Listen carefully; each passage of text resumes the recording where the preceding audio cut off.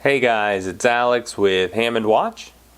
I'm here today with the Addiesdive Quartz Submariner Homage. I don't know that this watch has a specific name or reference number.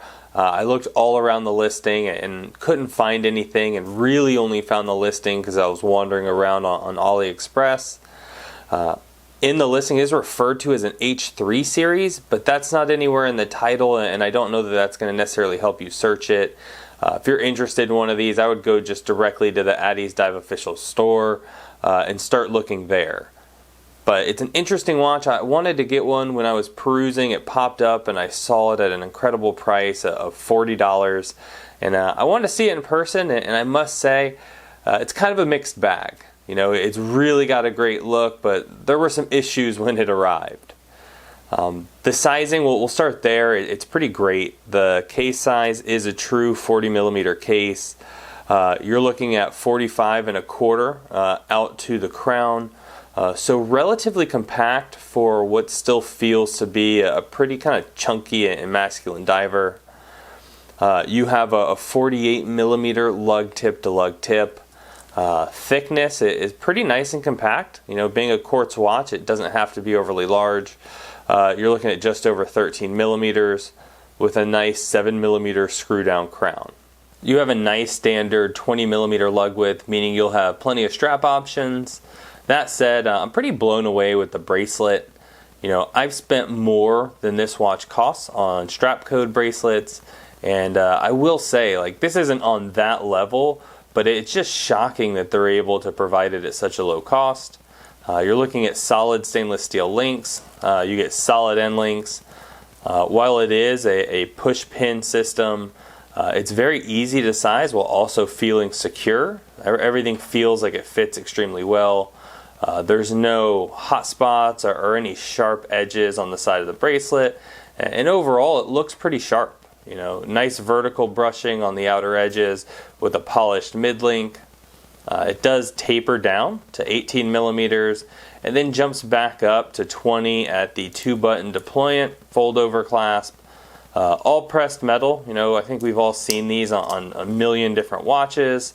If this is a sticking point or something that bothers you, AliExpress has plenty of manufacturers that will sell you a milled out clasp. I think they run like $6 to $8, and you can swap that out and really kind of step this bracelet up if you wanted.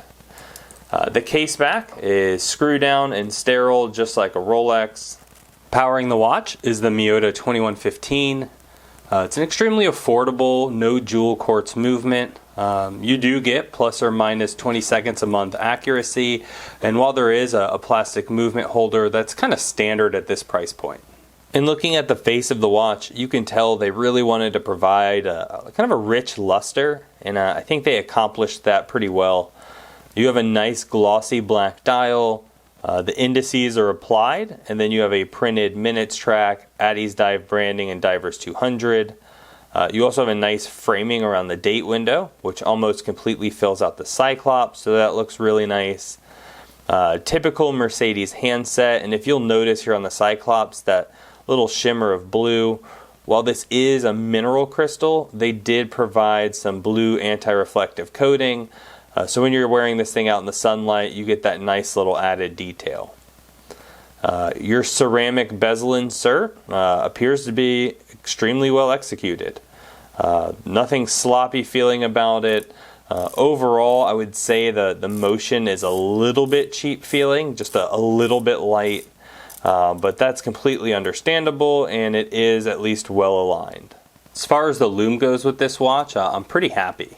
I like the two color layout. Addiesdive says they use C3 and BGW9, so you have a nice green color on the hands and dial, and then blue throughout the lume ceramic bezel insert. I don't know that a pip is entirely necessary in this layout, but it's not really a negative. It glows as well, so everything looks nice and cohesive. You will notice there is a little bit of fading that sets in right away, and that there are some inconsistencies in the indices. That said, I've worn this to bed a couple of times, and when I woke up in the morning, I still was able to tell time. It wasn't performing quite on the level of some of my Seikos, but really not far off. Here we are in my 7.5 to 7 3/4 inch wrist, and I must say, as far as how this watch wears, I have zero complaints. Bracelet's nice and soft, everything feels secure. You know, having a relatively thin profile means it's not top heavy or wobbly. And if we're being honest, I mean, there's a reason that this case shape and its dimensions have been copied so many times over the years. It just seems to fit everyone extremely well. You know, big enough to have a nice footprint, but not so big that it feels cumbersome or in your face. And with this watch, it's no different. I think they really did nail the sizing. So when you start talking about the best watches under $50, I certainly think that this belongs in the conversation, although I am kind of a diehard Casio Duro fan. You know, there's some things I like more about each one of them. You know, I think this watch specifically, the sizing and how it feels on wrist, as well as the bracelet, really elevate it. But I did have a couple of issues when it came in. I mentioned the bezel being aligned well. Part of that's because I had to glue it in. When I got the watch, I was wearing it around for maybe a couple hours. I turned the bezel and the insert fell out. Now I just cleaned it up, put a little glue in, set it back, and haven't had any issues since. But that's just something to be aware of. You know, I have not pulled a Casio Duro out and had it fall out. That said, it's not a ceramic bezel, so again, there's kind of give and take in both directions. The more concerning issue I had was with the case back. When I went to start filming this video, I could not find the ball I used to unscrew case backs. So I just, for the sake of it, tried to turn it by hand and was able to unscrew the case back entirely with just my fingers. That's a little bit concerning. You know, I've worn this watch in a pool already, and obviously it held up and moisture didn't get in. But if you buy one of these, I would just give it a real thorough once over and make sure that everything is completely buttoned up before you start taking it in the water. Pricing on these, at the moment on AliExpress, you can pick this watch up for just over $39 USD, and that's with free shipping. To me, that's incredible. I mean, what you're getting in just the steel alone, I think would make sense.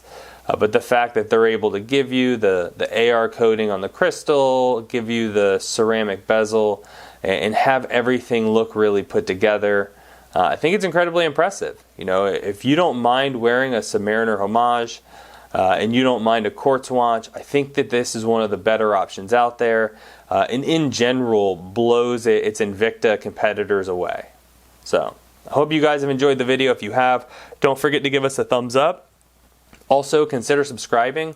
I put watch content out weekly at a minimum, and I hope to see you in the next one.